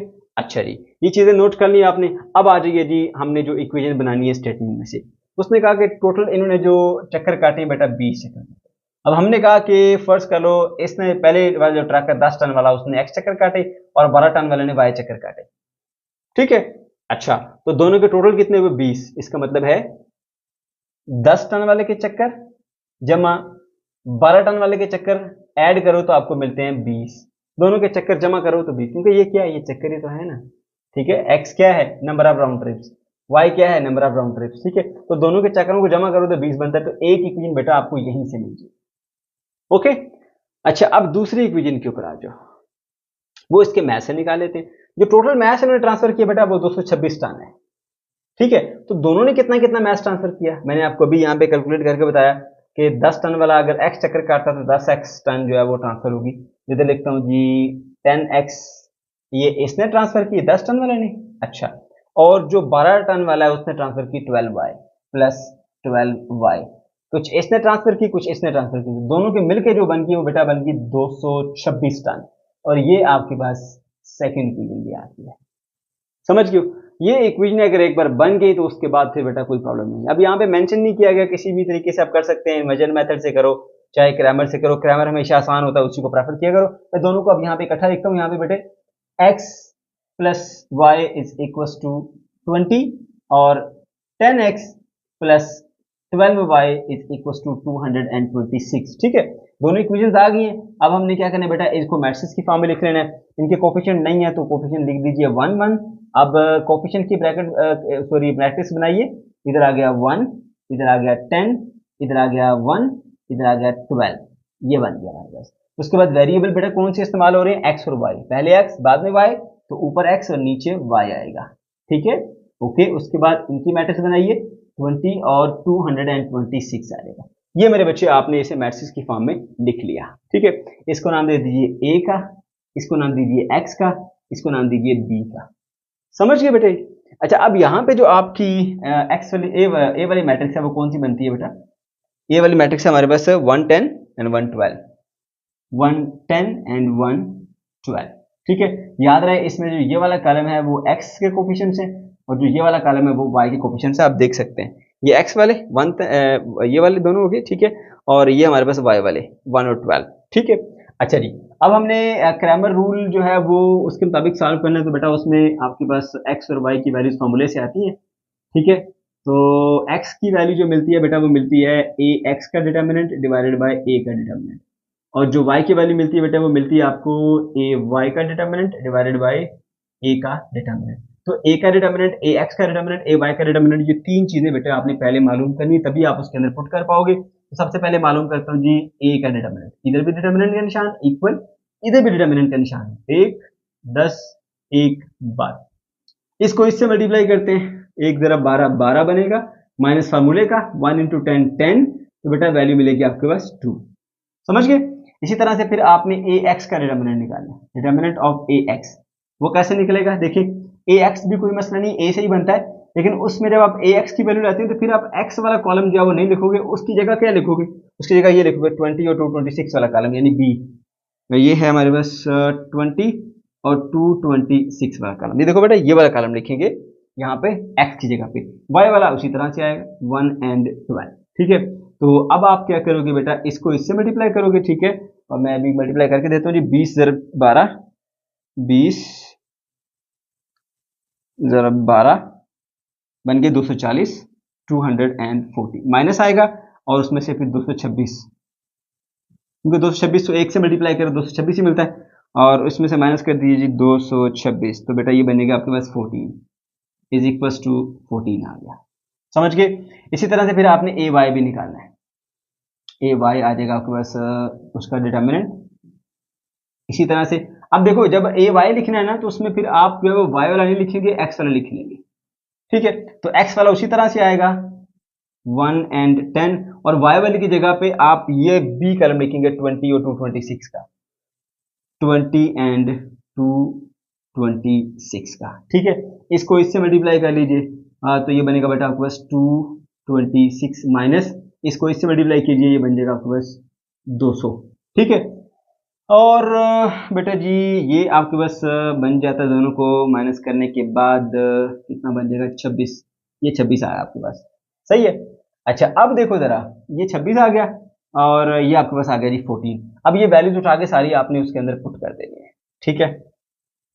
अब देखिए यहाँ पे मैं ए एक्स की जो डिटर्मिनेंट है उसकी वैल्यू पुट करता हूँ, ए एक्स का डिटर्मिनेंट किधर है बेटा आपके पास ये आ गया, ठीक है। तो ये बनेगा जी आपके पास 14, ठीक है, और उसके बाद नीचे डिवाइडेड बाय ए डिटर्मिनेंट कितना है बेटा 2 है, तो यहाँ लिखिए 2, ये देखिए दोनों की वैल्यूज पुट कर दी। उसके बाद इसको फर्दर हम सॉल्व करेंगे, तो 2 1 द 2, 2 7 द 14, 7 आ गया आंसर। इसी तरह से बेटा यहाँ देखिए आपके पास जो ए वाई की वैल्यू है बेटा, ए वाई की वैल्यू आपके पास 26 है, ठीक है, 26 आ गई, और ए डिटर्मिनेंट कितना आपके पास बेटा, ए डिटर्मिनेंट है आपके पास जी 2, ठीक है। तो ये आप करेंगे तो आपके पास बनेगा 13 दूनी 26 होता है, तो 13 आएगा। तो x की वैल्यू आ गई आपके पास 7, और y की वैल्यू आपकी बेटा आपके पास 13। अब मेरे बेटे x क्या था आपके पास, x था राउंड ट्रिप बाय 10 ट्रक, ठीक है ना, rounds of 10 ton truck is equal to 7, ठीक है। और नीचे है जी rounds of 12 ton trucks is equal to, truck is equal to कितना आ गया 13, और टोटल कितने हो गए आपके पास 20। क्वेश्चन नंबर 6 पर आ जाए बच्चों। क्वेश्चन नंबर 6 में कहा जा रहा है to make 20 kg of aluminium alloy with 70% aluminium, a metallurgent wants to use two metals with 55% and 80% aluminum content. How much of each metal should be used? प्यारे बच्चों ये बहुत टेक्निकल क्वेश्चन है, यहाँ पे आपकी जो फुल अटेंशन है वो रिक्वायर्ड होगी। मुश्किल नहीं है लेकिन थोड़ा सा ट्रिकी है, ध्यान से समझिएगा बेटा, फोकस आपको फुल इधर होना चाहिए। पहले जरा क्वेश्चन को समझिए। कह रहे जी एक धात साध है, वो एल्यूमिनियम का एक एलॉय बनाना चाहता है जिसका वजन होगा 20 किलो, और उसके अंदर जो एल्यूमिनियम की मिकदार होगी ना वो टोटल का 70% होगी, ठीक है। यानी टोटल अगर 20 kg है तो उसमें से 70% जो है वो एल्यूमिनियम होगा। बात समझ आ रही है? ओके। अच्छा, अब उसके लिए वो दो मेटल्स का इस्तेमाल करता है, वो भी प्योर नहीं है, उनके अंदर जो है वो एक मेटल में 55% एल्यूमिनियम पाया जाता है और दूसरे के अंदर 80% एल्यूमिनियम पाया जाता है। ठीक है, इन दोनों को मिला के उसने ये बनाने अलाई। अच्छा, अब हमसे पूछा जा रहा है how much of each metal should be used. अब ये जो दो मेटल उसके पास पड़ी हुई है ना, जिसमें एक में 55% एल्यूमिनियम है और दूसरे में 80% एल्यूमिनियम, वो कहता है कि इन दोनों की कितनी कितनी मिकदार वो ऐड करे, यानी कितने केजी इसके ऐड करे जिसके अंदर 80% एल्यूमिनियम है और कितने दूसरी मेटल के ऐड करे जिसके अंदर 55% एल्यूमिनियम है, कि उसका टोटल वजन 20 किलो बन जाए और उसके अंदर एल्यूमिनियम की जो मिकदार है ना बेटा वो 70% बन जाए। ठीक है, तो सबसे पहला स्टेप ये होता है कि जो चीज पूछ रहा है उसे यहां लेट कर लो। क्या पूछ रहा है, how much of each metal should be use, यानी एक मेटल है जिसमें 55% एल्यूमिनियम है, दूसरी मेटल जिसमें 80% एल्यूमिनियम है, कितनी मिकदार इसकी ऐड करें केजी में और कितनी मिकदार इसकी ऐड करें केजी में। तो यही चीजें आप यहां पे लिखिए, amount in KG of 55% metal, यानी वो मेटल जिसके अंदर 55% एल्यूमिनियम है उसकी कितनी मिकदार ऐड करेगा, नहीं पता, एक्स के इक्वल सपोज कर लीजिए उसे। अच्छा, दूसरी जो मेटल उसके पास पड़ी जो उसने मिक्स करनी है, ठीक है, यानी 80% वाली, उसका लिखिए amount in gram of 80% of metal, यानी वो मेटल कितने ग्राम कितने किलोग्राम ऐड करे कि जिसके अंदर 80% एल्यूमिनियम पड़ा हुआ है, वो है वाई। तो एक एक्स सपोज कर लिया बेटा, एक आपने वाई सपोज कर लिया है, सही है। अच्छा, अब जरा बात ध्यान से सुनेगा, यहां तक दो चीजें जो आपने मालूम करनी थी वो करनी। अब मैंने कुछ चीजें यहाँ पे इक्वेशन बनाने के लिए इस्तेमाल करनी है, मैंने वो चीजें भी यहाँ पे सॉल्व की हुई हैं ताकि आप जब इक्वेशन बनाएं तो आपको मुश्किल ना हो। आप चाहें तो ये स्टेप लिख सकते हैं, नहीं भी लिखना चाहते कोई बात नहीं, डायरेक्ट इक्वेशन लिख लो, मगर ये दो बातें आपने लाजमी लिखनी। मैंने इसलिए लिखी है ताकि जब मैं इन चीजों को यहाँ इस्तेमाल करूंगा तो मेरे बच्चों को पता हो कि ये सर ने कहां से लाए। ठीक है बेटा। अच्छा, अब उसने हमें ये कहा कि 20 किलो वजन है इस अलॉय का जो मैंने बनाना है एल्यूमिनियम का, और उसके अंदर 70% एल्यूमिनियम है। हम जरा चेक करते हैं कि 70% एल्यूमिनियम कितने किलोग्राम बनती है। ठीक है, तो उसके लिए हम लिखेंगे amount in KG of aluminium alloy. ठीक है, अब उसमें क्योंकि उसने बोला 70% है इसलिए हमने क्या किया, 70 डिवाइडेड बाय 100, क्योंकि पर सेंट का मतलब होता है, सेंट मतलब 100 समझिए, इसको सेंचुरी से समझिए, परसेंट यानी कि 70 out of 100, 70 by 100 multiply by 20, तो 20 किलो का टोटल इसका वजन था अलाई का।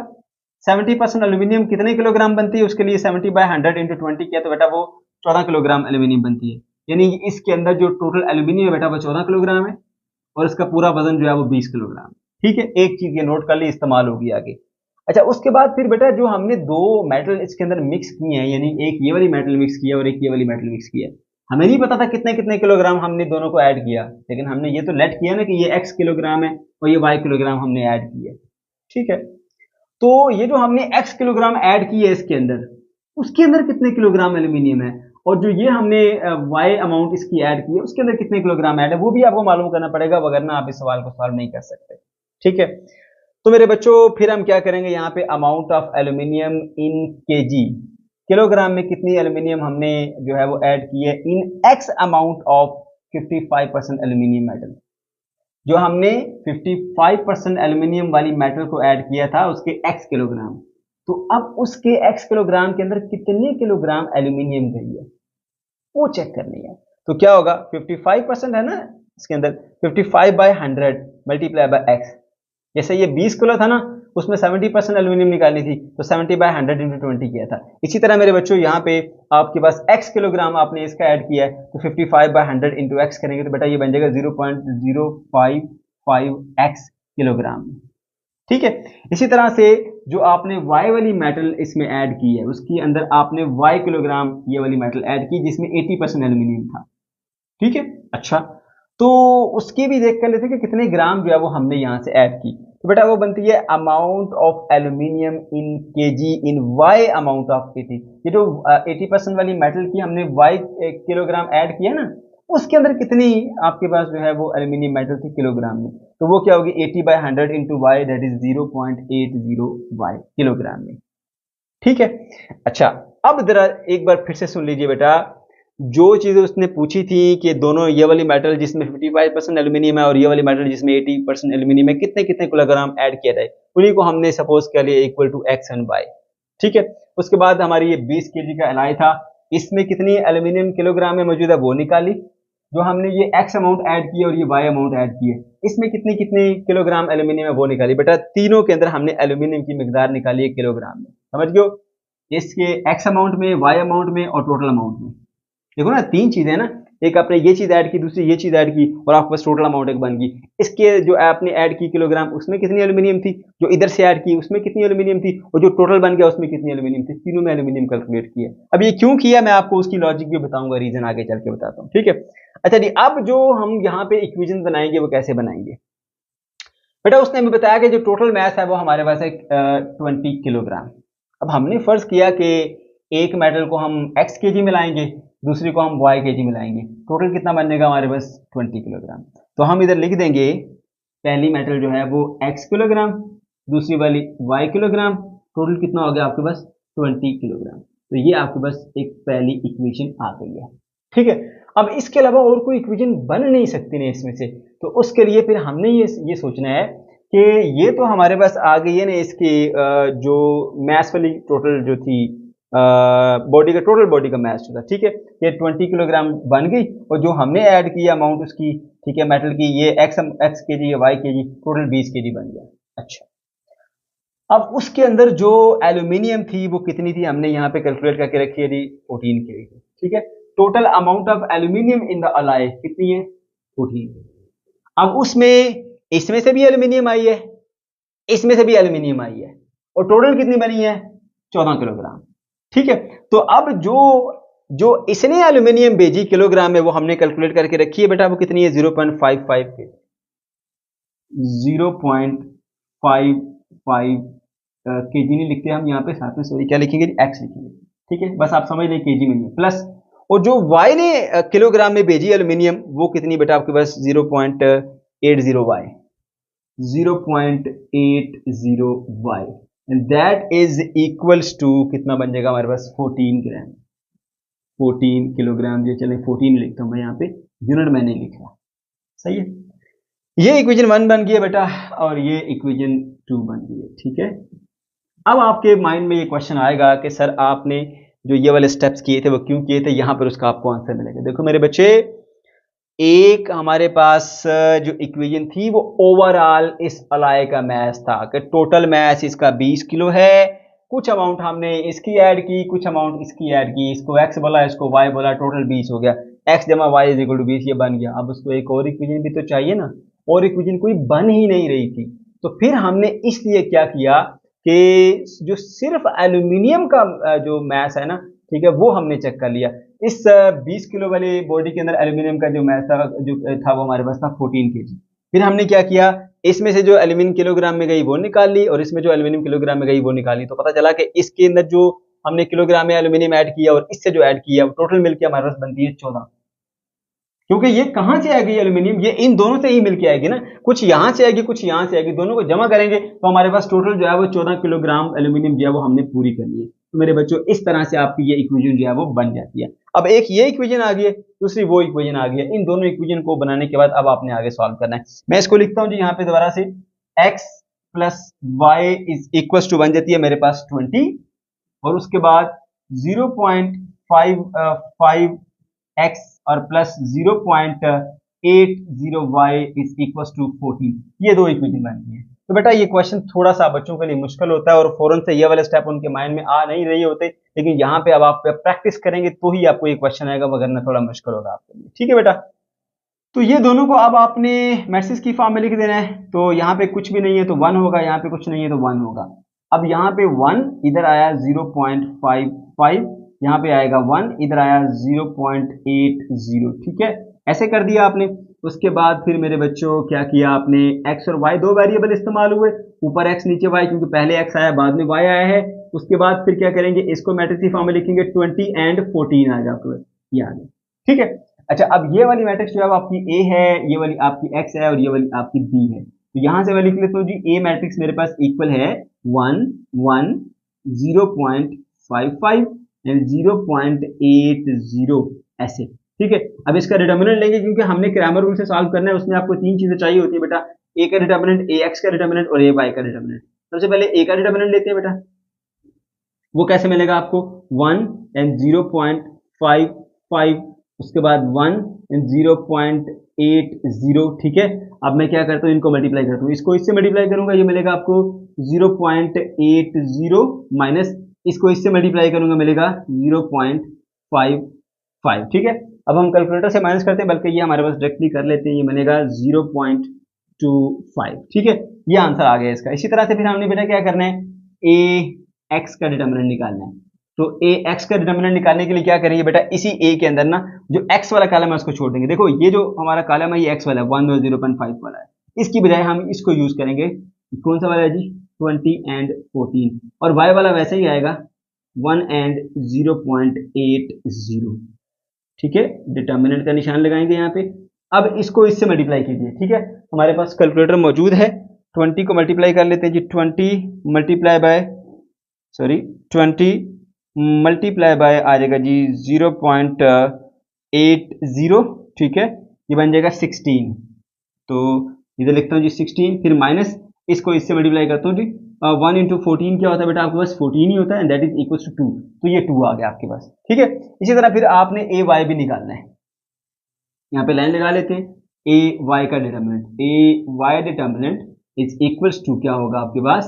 अब उसमें बच्चों फर्क ये होगा कि आपने अब वाई वाला कॉलम में लिखना, एक्स वाला कॉलम ऐसे चलेगा 1 एंड 0.55, 1 एंड 0.55, और जो वाई वाला कॉलम है, ठीक है, वो आपको चेंज करना पड़ेगा, उसकी जगह पे आप आएगा 20 और 14, ठीक है, 20 एंड 14, ओके। अब देखिए इसको इससे मल्टीप्लाई करें तो ये बन जाएगा आपके पास 14 इंटू 1 14 ही होता है, माइनस के बाद 20 को 0.55 से मल्टीप्लाई करते हैं जी, 20 मल्टीप्लाई बाय 0.55, तो बेटा 11 बनेगा आपके पास, 11, ठीक है। 14 माइनस 11 करेंगे तो 3 आएगा। अब आपके पास ये तीनों चीजें आ गई, आप फॉर्मूला लगाते हैं जी, क्रैमर रूल का, x is equal to A x का डिटर्मिनेंट डिवाइडेड बाय ए का डिटर्मिनेंट, और ए एक्स की वैल्यू क्या आई है आपके पास, ए एक्स की वैल्यू बेटा आपके पास आई है जी 2, ठीक है। 2 डिवाइडेड बाय ए की डिटर्मिनेंट की वैल्यू है जी 0.25, ठीक है। अब आप कैलकुलेटर से इसे डिवाइड कीजिए, 2 डिवाइडेड बाय 0.25, तो बेटा ये 8 आंसर बन जाएगा आपके पास, 8, ठीक है। और इसी तरह से फिर y की वैल्यू निकालनी है आपने, तो a y का डिटर्मिनेंट डिवाइडेड बाय a का डिटर्मिनेंट। अब a y का डिटर्मिनेंट किसके इक्वल है, a y का डिटर्मिनेंट बेटा आपके पास है जी यहाँ 3 के इक्वल है, 3 डिवाइडेड बाय 0.25, इसको डिवाइड कर लेते हैं जी हम, 3 डिवाइडेड बाय 0.25, तो बेटा ये आएगा 12 इज इक्वल टू 12। तो इस तरह से जो x है वो आपके पास 8 और जो y है आपके पास वो 12 आ गया, ठीक है। तो आप लिखेंगे यहाँ पर जो थी मेटल 55% था ना, हाँ 55% इज इक्वल टू कितने किलोग्राम डालने हैं जी हमने उसको, 8, एक्स वाला वही है ना 55, हाँ ठीक है। तो 8 kg आपने ये वाली लेनी है, ठीक है। मेटल कंटेनिंग 80% एल्यूमिनियम, वो कितनी डालनी पड़ेगी जी आपको, वाई था ना वो, ठीक है। तो वाई की वैल्यू होगी जी 12 kg। यानी अब आपको पता लग गया कि जिस मेटल के अंदर 55% एल्यूमिनियम है उसका आप 8 किलो डालोगे, और जिस मेटल के अंदर 80% एल्यूमिनियम है उसका आप 12 किलो डालोगे। क्वेश्चन नंबर 7 पे आ जाए बच्चा। क्वेश्चन नंबर 7 भी बिल्कुल क्वेश्चन नंबर 6 के जैसा ही है, ठीक है।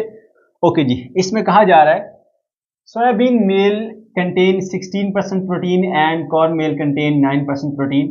How many pounds of each should be mixed together in order to get 350 lb यानी pound mixture that is 12% in protein.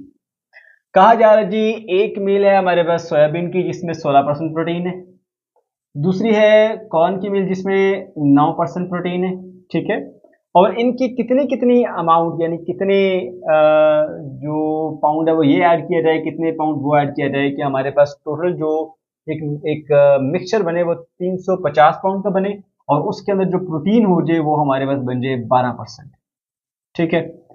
Okay, तो स्टार्ट कैसे करेंगे, जो चीज़ पूछी जा रही है उसी को लेट कर लें। तो उसने कहा कि कितनी कितनी अमाउंट सोयाबीन की और प्रोटीन की आप ऐड करेंगे, तो हम लिखते हैं जी amount of soybean in pound is x और amount of corn in pound is y. X amount इसकी ले लो, वाई अमाउंट इसकी ले लो, ठीक है बेटा।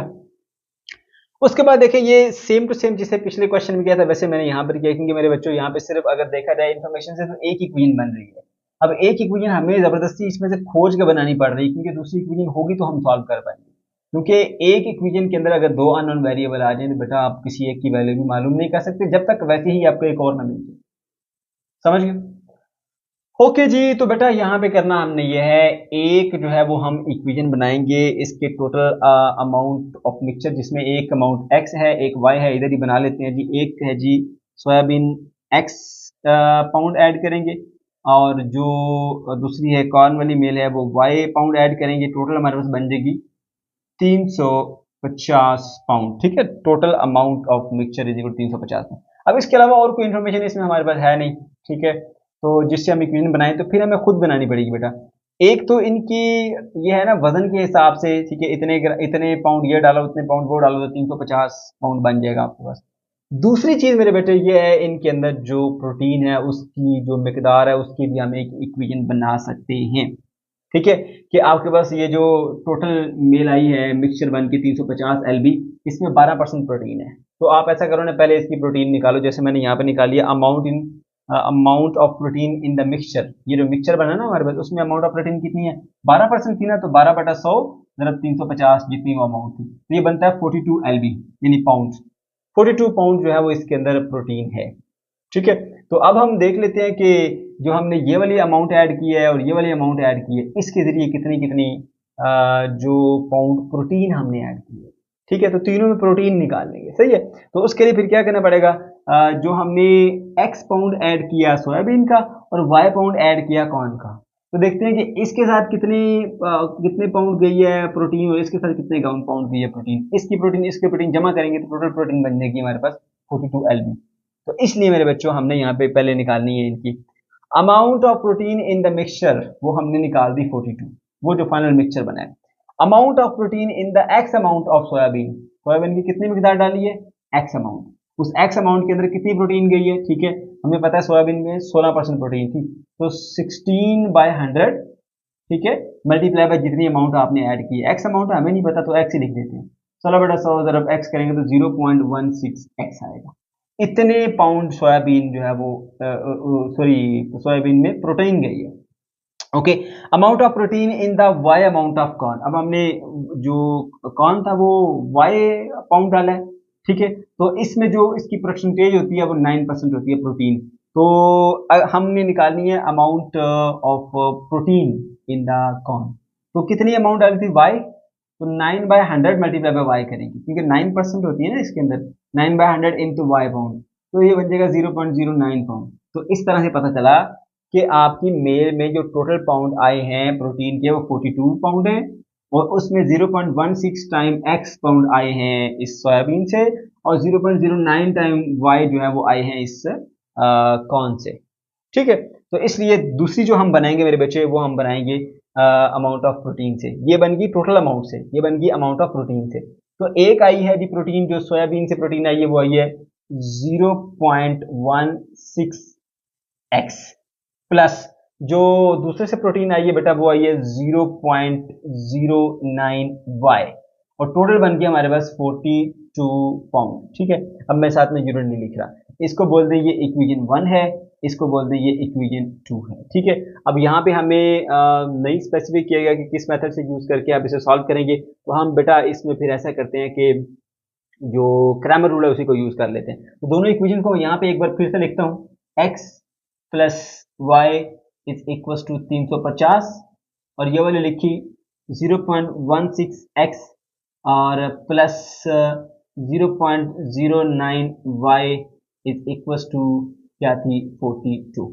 ठीक है, तो इनके कोफिशिएंट्स की एक मैट्रिक्स बना लीजिए, कुछ भी नहीं है तो 1, कुछ भी नहीं है तो 1, 1 और ये 1, 0.16, 0.09 ऐसे, ये आ गया x, ये आ गया y इज इक्वल टू, ये आ गया 350, ये आ गया 42 ऐसे।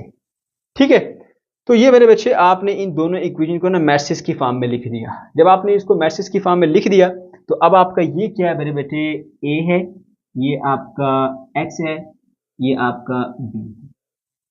समझ गए? तो सबसे पहले a वाली मैट्रिक्स यहाँ पर लिख लेते हैं जी। ए आ गया आपके पास इक्वल्स टू 1 1 और 1 0.16 और 0.09। ठीक है, तो इसका डिटर्मिनेंट ले लीजिए, क्योंकि बेटा क्रैमर रूल इस्तेमाल करने के लिए आपको ए का डिटर्मिनेंट चाहिए, ए एक्स का डिटर्मिनेंट चाहिए और ए वाई का डिटर्मिनेंट चाहिए। मैं यहाँ पे फॉर्मूला लिख देता हूँ जी, x is equal to A x का डिटर्मिनेंट डिवाइडेड बाय ए का डिटर्मिनेंट। y के लिए चाहिए आपको ए वाई का डिटर्मिनेंट डिवाइडेड बाय ए का डिटर्मिनेंट। ठीक है, ये दो चीजें चाहिए आपको, बल्कि तीन, एक, दो और ये तीन। तो सबसे पहले ए का डिटर्मिनेंट निकालते हैं। वो आएगा बेटा 1 1 0.16 0.09। ठीक है बेटा, इनको करिए, इसको इससे मल्टीप्लाई कीजिए, आएगा 0.09, फिर माइनस लगाइए फॉर्मूले का, इसको इससे मल्टीप्लाई कीजिए 0.16। तो अभी चेक कर लेते हैं जी, हम कैलकुलेटर तो है हमारे पास, वो आ जाएगा जी 0.09 माइनस 0.1 और 6। ठीक है, ये बन गया जी हमारे पास बच्चों माइनस 0.07। ओके, अच्छा उसके बाद फिर ए एक्स का डिटर्मिनेंट निकालना है। मैंने बताया ये वाला जो कॉलम है ना ये एक्स वाला है, और ये वाला जो कॉलम है ना ये वाई वाला है। ये देख लो, ये देखो, ये एक्स वाला कॉलम और ये वाई वाला कॉलम। ठीक है, तो जब आपने ए एक्स का डिटर्मिनेंट निकालना ना बेटा, तो इसी ए के अंदर मॉडिफिकेशन करते हैं। एक्स वाले की जगह पे ना आप ये वाली ब्रैकेट लिखते हैं, ये वाला कॉलम लिखते हैं, सॉरी, 350 और 42, 350 और 42। वाई वाला कॉलम उसी तरह से आएगा 1 एंड 0.09। ठीक है, अब इसको इससे मल्टीप्लाई कीजिए, 350 जरा 0.09, तो बेटा ये बन जाता है आपके पास 31.5 माइनस इसको इससे मल्टीप्लाई कीजिए 42 माइनस 42, तो ये बन जाएगा आपके पास माइनस 10.5 माइनस 10.5। ओके, अब इसी तरह से आपने ए वाई का डिटर्मिनेंट भी निकालना है बेटा, तो ए वाई का डिटर्मिनेंट कैसे निकलेगा? अब आपने जो इसमें एक्स वाले टर्म में वैसे लिखनी है 0.16, और y वाले की जगह पे ना आपने ये वाला कॉलम लिखना है 350 और 42 वाला, 350 और 42।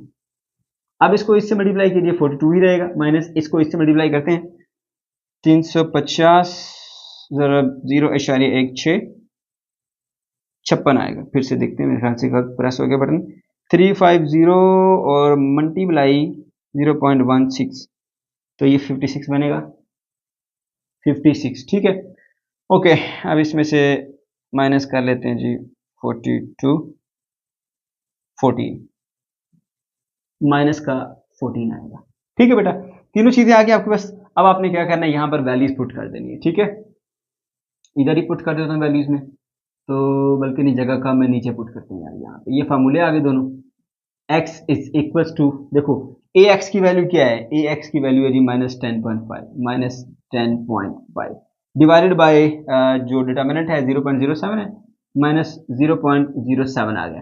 तो इन दोनों को डिवाइड कर लेते हैं, माइनस माइनस से कट गया, ये बनेगा आपको बेटा 10.5 divided by 0.07 and that is equal to 150, 150। उसी तरह से y के ऊपर आ जाइए, तो बेटा y में फिर हमारे पास ए वाई का डिटर्मिनेंट माइनस 14 है, माइनस का 14 डिवाइडेड बाय 0.07, माइनस का माइनस माइनस से कट गया, 14 डिवाइडेड बाय 0.07, 200 बन गया, ये आ गया 200।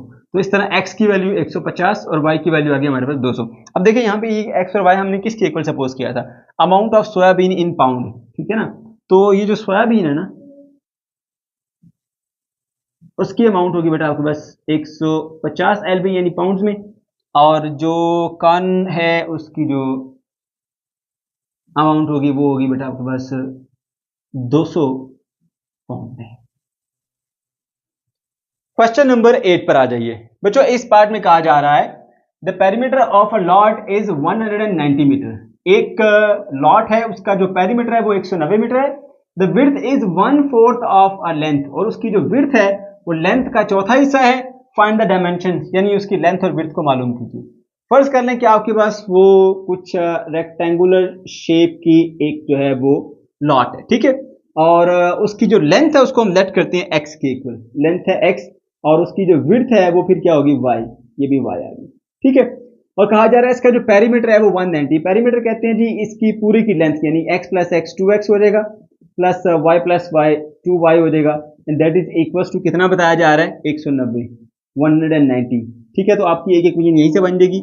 इधर लिख लेते हैं जी हम, let length is equal to x, width is equal to y, तो ये आपके पास हो जाएगा 2x plus 2y is equals to बेटा हो जाएगा 190, ठीक है। That is equation number 1। उसके बाद दूसरी बात आपसे वो कहता है the width is 1/4 of the length. जो इसकी विड्थ है ना वो लंबाई का 1/4 हिस्सा है।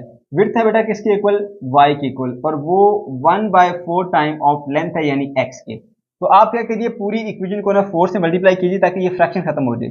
मल्टीप्लाई बोथ साइड बाय 4, ठीक है। तो ये बन जाएगा 4y और इज इक्वल टू 4 से कट जाएगा, इधर x आ जाएगा। इसको इधर ले आइए, माइनस एक्स जमा 4y इज इक्वल टू 0। ये बेटा आपके पास दूसरी इक्वेशन भी आ चुकी है, ठीक है। इन दोनों इक्वेशन को यहाँ पे लिख लेते हैं और क्रैमर रूल इस पे अप्लाई कर देते हैं। वो है जी 2x plus 2y is equal to 190, और दूसरी है minus x plus 4y is equal to 0 है, ठीक है। That is equal to 0। अब इसको मैट्रिक्स की फॉर्म में लिखिए, इनके कोफिशिएंट लिखते हैं 2 -1 2 और ये आ गया 4, ठीक है। और वेरिएबल इस्तेमाल हुए x और y, पहले x बाद में y, तो ऊपर x नीचे y आ जाएगा। उसके बाद इक्वल टू, और ये है 190, नीचे आएगा आपके पास 0। अब मेरे बच्चों इसको नाम दे दो a का, इसको नाम दे दो x का, इसको नाम दे दो b का। a मैट्रिक्स को यहाँ पे सेपरेट कर लो।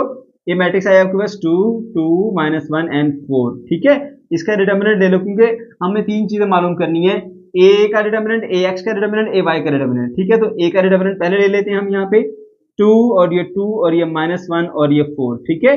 2 4 द 8 होता है आपके पास, और माइनस 2 इंटू -1 इज -2। तो ये बेटा आपके पास बन जाएगा 8 plus 2 that is equal to 10। उसके बाद फिर आइए ax का डिटर्मिनेंट के ऊपर, ax का डिटर्मिनेंट भी आप इसी के अंदर मॉडिफिकेशन करेंगे। सिर्फ जो x वाला कॉलम है, ये देखिए ये x वाला कॉलम है हमारा, उसकी बजाय आप ये लिखोगे। तो मैं यहाँ पे लिखूंगा 190 और 0, और y वाला कॉलम उसी तरह से आएगा 2 और 4। अब देखिए यहाँ पे 190 को 4 से मल्टीप्लाई कर लेते हैं हम। यहाँ पे हमारे पास कैलकुलेटर मौजूद है, 190 और मल्टीप्लाई कर देना है जी हमने उसको किसके साथ, 4 के साथ, तो मिलेगा 760। तो लिखेंगे जी 760 और -2 को 0 से किया तो 0, यानी मिलेगा 760। उसके बाद बेटा फिर a y का डिटर्मिनेंट निकालना है आपने, ठीक है। a y का डिटर्मिनेंट कैसे आएगा आपके पास, देखो जरा, इसमें आपके पास जो है वही a को मॉडिफिकेशन करके यहाँ पे लाएंगे। जो y वाला कॉलम है वो नहीं आएगा, उसकी जगह पर ये आएगा। x वाला उसी तरह से अपनी जगह पे आएगा बेटा। x वाला कौन सा, 2 और -1, 2 और माइनस का 1, और y वाले की जगह पे आएगा बेटा 190 एंड 0, 190 एंड 0। अब आप क्या करिए, 2 को 0 से मल्टीप्लाई कीजिए, 0 आ जाएगा। -1 इंटू 190 करेंगे तो प्लस का हमारे पास 190 बन जाएगा। तो इस तरह से हमारे पास 190 आंसर आया इसका a y के डिटर्मिनेंट का। अब आपने क्या करना है, क्रैमर रूल का फॉर्मूला लगाना है। x बराबर होता है बेटा आपके पास x का डिटर्मिनेंट डिवाइडेड बाय a का डिटर्मिनेंट। तो x के डिटर्मिनेंट की वैल्यू क्या है बेटा, x के डिटर्मिनेंट की वैल्यू मेरे पास 760 है। ये लिखूंगा 760 डिवाइडेड बाय a के डिटर्मिनेंट। a के डिटर्मिनेंट की वैल्यू क्या मेरे बच्चे, आपके पास आ जाती है 10 आ जाती है, ठीक है। इससे आप डिवाइड करेंगे तो आपके पास 76 आएगा, ठीक है। मीटर्स में है तो चलिए मीटर्स में लिख देता हूँ, हाँ ठीक है मीटर्स में है। 76 मीटर्स इसकी बेटा लेंथ आ गई, length is equals to 76 metre. उसके बाद बेटा विड्थ पे आ जाइए, y is equals to a y का डिटर्मिनेंट डिवाइडेड बाय a का डिटर्मिनेंट आ जाएगा। अब बेटा यहाँ पे a y का डिटर्मिनेंट किसके इक्वल है, वो इक्वल है 190 के, या लिखूंगे 190 डिवाइडेड बाय आपके पास a का डिटर्मिनेंट आ जाएगा। a डिटर्मिनेंट किसके इक्वल था बेटा, आपके पास 10 के इक्वल था, ठीक है। 10 के इक्वल आ गया, तो ये आप डिवाइड करेंगे इससे तो मिलेगा आपको 90 मीटर। इस तरह से जो आपके पास विड्थ आएगी निकल के बेटा, वो आएगी आपके पास 119 मीटर्स।